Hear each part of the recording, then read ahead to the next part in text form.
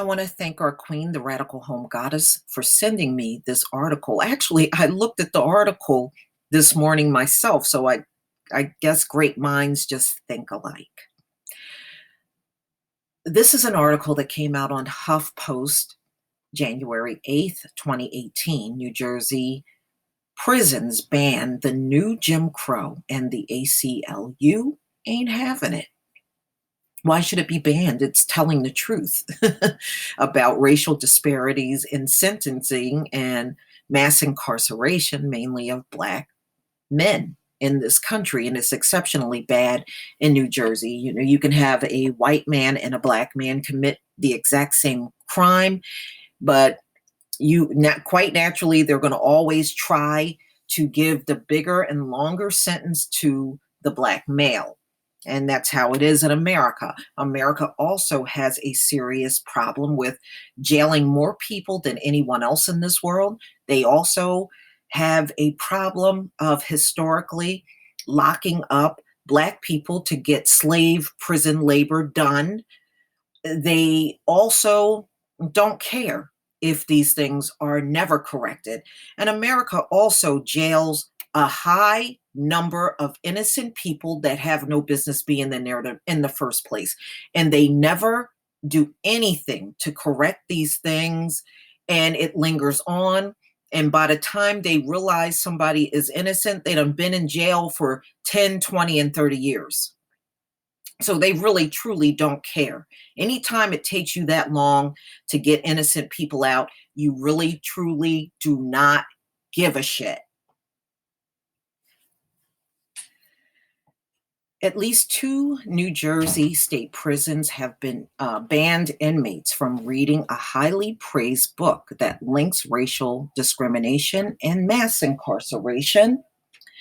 Michelle Alexander's 2012 book, The New Jim Crow: Mass Incarceration in the Age of Color Blindness, is off limits to inmates as a matter of policy at New Jersey state prisons in Trenton and Southern State Correctional Facility in Delmont, according to documents provided in response to a public records request from the state chapter of the American Civil Liberties Union. The ACLU chapter plans to send a letter to the state corrections officials on Monday demanding access to the book for inmates in the state, which the group said has the worst U.S. Black-white incarceration disparity. And that's the truth. That's the truth. The New Jim Crow chronicles how people of color are shut out of society by mass incarceration, the letter states. That the very prisoners who experience the worst racial disparities in incarceration in the country should be prohibited from reading a book whose precise purpose is to examine and educate about disparity adds insult to injury. Okay, so they don't want the people that are mass incarcerated, mainly Black males, would read this book. I don't know why anybody white would read it. It doesn't pertain to them. So they don't want the Black males in the prison system to have access to this book. The ratios and percentages of mass incarceration play out in terms of human lives. Sinha said in a statement, keeping a book that examines a national tragedy out of the hands of the people marred within it adds insult to injury. Black residents in New Jersey are incarcerated at a rate roughly of 12 times the rate of white residents.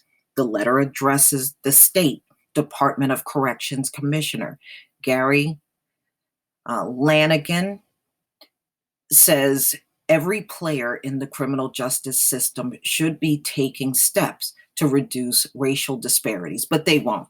They've gotten away with it for so long, they don't want to stop. The ban on the new Jim Crow does precisely the opposite and is a step backwards instead.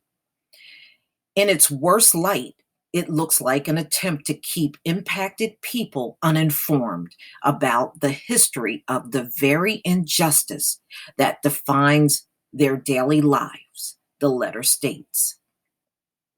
In the preface, Alexander writes, she wrote the book for all those trapped within America's latest caste system.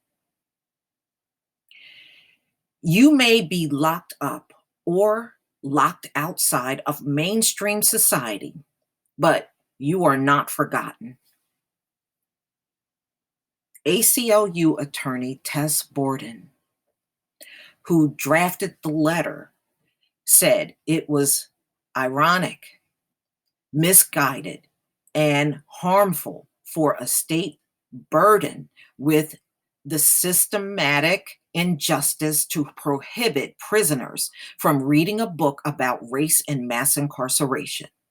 New Jersey needs to eradicate its worst in the nation racial disparities, not paper them over a banned book list, hoping that people trapped in an unfair system will remain blind to its injustices, Borden says. So here's the letter, as you can see right here, that was drafted by the ACLU, which went out today.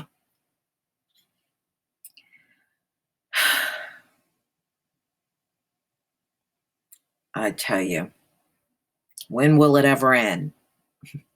Never. And this is why eventually America will implode from within. It's not going to be outsiders destroying America. It's going to be America destroying America. Please tell me what you think, ladies and gentlemen. Please leave your comments and subscribe. Don't forget to hit on the notification bell twice. Also join me over on Black Junction TV and also on blackspot.com. Peace, family.